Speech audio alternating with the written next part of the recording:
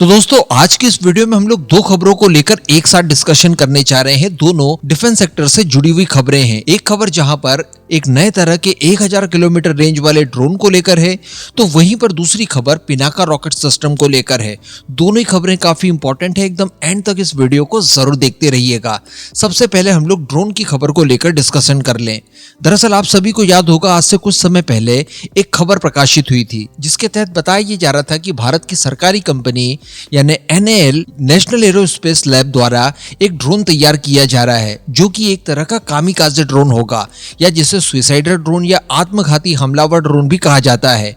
ये एक ऐसा ड्रोन होगा जो कि अपने पूर्व निर्धारित लक्ष्य को पहचान कर उसके ऊपर अपने आप को दे मारकर अपने साथ साथ उस लक्ष्य को भी पूरी तरह से न्यूट्रलाइज कर देगा। कामिकाज़े ड्रोन्स को ज्यादा समझाने की आवश्यकता है नहीं।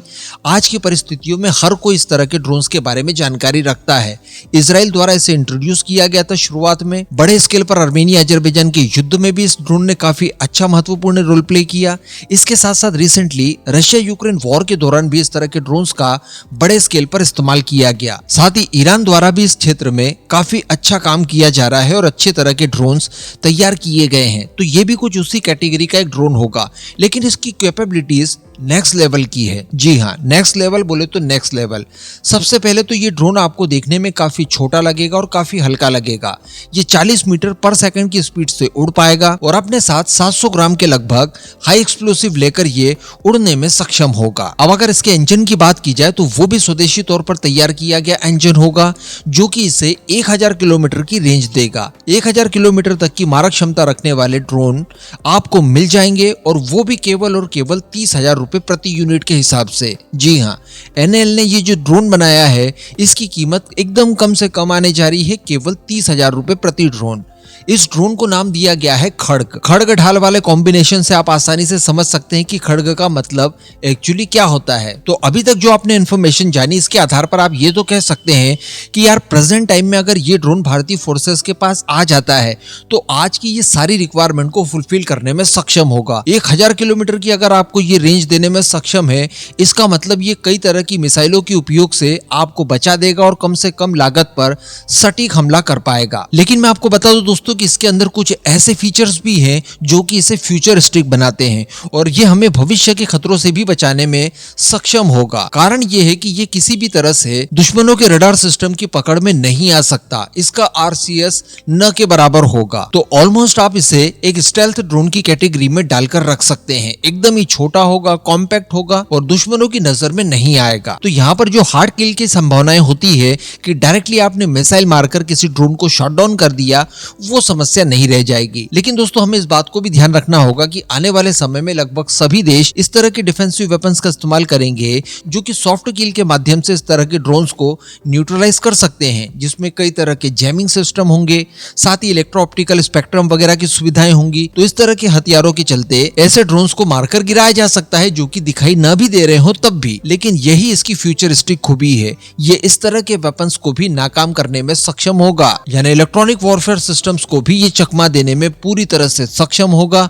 आप कितने ही तरह के जैमिंग सिस्टम वगैरह लगाकर रख लीजिए, इसका कोई भी इंपैक्ट इस ड्रोन के ऊपर नहीं होगा, और एक तरह से ये अजेय ड्रोन माना जा सकता है। तो एक अल्टीमेट कैपेबिलिटी भारतीय फोर्सेस को इस ड्रोन के माध्यम से मिलने जा रही है। अब अगली खबर की बात की जाए तो ये खबर सीधे जुड़ी हुई है ग्रीस से। अब ग्रीस की बात की जाए तो ग्रीस को भी हम लोग आर्मेनिया की तरह देखते हैं, यानी भारत के काफी नजदीक खड़ा हुआ एक दोस्त जैसा देश, और साथ ही भारत के हथियारों का भविष्य का उपयोग करता। क्योंकि ग्रीस को लेकर देखा गया है कि वो भारत के अलग अलग कई तरह के वेपन्स में इंटरेस्ट दिखा चुका है। लेकिन दोस्तों यहाँ पर एक बुरी खबर जानने के लिए मिली है। दरअसल मैं आपको बता दूं कि ग्रीस को मल्टी बैरल रॉकेट सिस्टम्स चाहिए थे, जिसके लिए भारत का पिनाका रॉकेट सिस्टम भी कंपटीशन में था, और ये रॉकेट सिस्टम उसे टर्की के खिलाफ स्पेशली चाहिए थे, क्योंकि टर्की ही उस क्षेत्र में उसका एकमात्र दुश्मन है। ऐसी परिस्थिति में भारत को लग रहा था कि भारत का पिनाका रॉकेट सिस्टम इस कंपटीशन में ग्रीस की फोर्सेस द्वारा सेलेक्ट किया जा सकता है, क्योंकि पिछले कुछ दिनों में लगातार भारत और ग्रीस के बीच में डिफेंस के सेक्टर में काफी कुछ डेवलपमेंट देखने के लिए मिले हैं।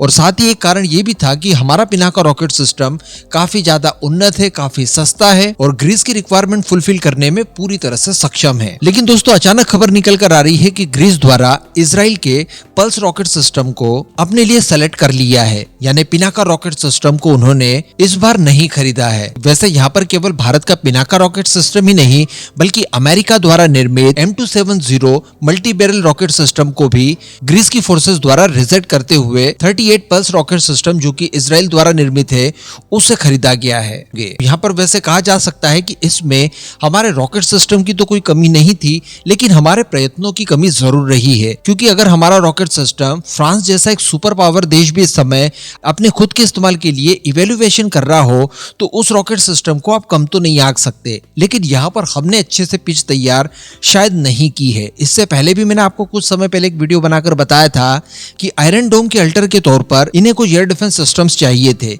जो कि अगेन इन्होंने इजराइल से खरीदे। यहाँ पर भी भारत द्वारा अच्छे से अगर पिच तैयार की जाती तो डेफिनेटली हम लोग उसका अल्टर ग्रीस को मुहैया करा सकते थे। लेकिन खैर कोई प्रॉब्लम नहीं है, यहाँ पर भारत को निराश होने की आवश्यकता तो नहीं है, लेकिन इस बात को अब गार्ड बांध लेने की आवश्यकता है कि अपने पास जो भी वेपन्स हैं उन सभी को मजबूती के साथ अपने मित्र राष्ट्रों के सामने रखे जाएं और इनके लिए अच्छे से लॉबी की जाए। वैसे यहाँ पर मैं इजराइल की बात बताऊं तो उसे कुछ चीजों का फायदा यहाँ पर देखने के लिए जरूर मिलता है। सबसे बड़ा कारण यहाँ पर यह आता है कि इजराइल के जितने भी वेपन्स हैं वो वॉर प्रूवन हैं। चूंकि इजराइल के कॉन्फ्लिक्ट्स लगातार होते ही रहते हैं तो किसी न किसी कॉन्फ्लिक्ट में उसका कोई ना कोई वेपन वॉर प्रूवन हो ही जाता है। इसके साथ साथ उसके पास जो इन सब चीजों को डेवलप करने के लिए, मैन्युफैक्चर करने के लिए इंफ्रास्ट्रक्चर है वो बहुत बड़े लेवल पर है। अमेरिका उसका सहयोगी भी है, तो ऐसी परिस्थिति में किसी भी तरह की कोई प्रॉब्लम नहीं आती और जल्द से जल्द इनकी डिलीवरी भी वो करने में सक्षम होता है। इन चीजों के बारे में उसका ट्रैक रिकॉर्ड बहुत अच्छा रहा है। तो इन सब चीजों को देखते हुए जानी पर की चीज खरीदना कोई भी पसंद करेगा। तो भारत को भी इसी तरह का कॉन्फिडेंस जगाने की आवश्यकता है अपने मित्र राष्ट्रों के सामने। बाकी इन दोनों ही मुद्दों के ऊपर आपका क्या मानना है नीचे कमेंट करके जरूर बताइएगा।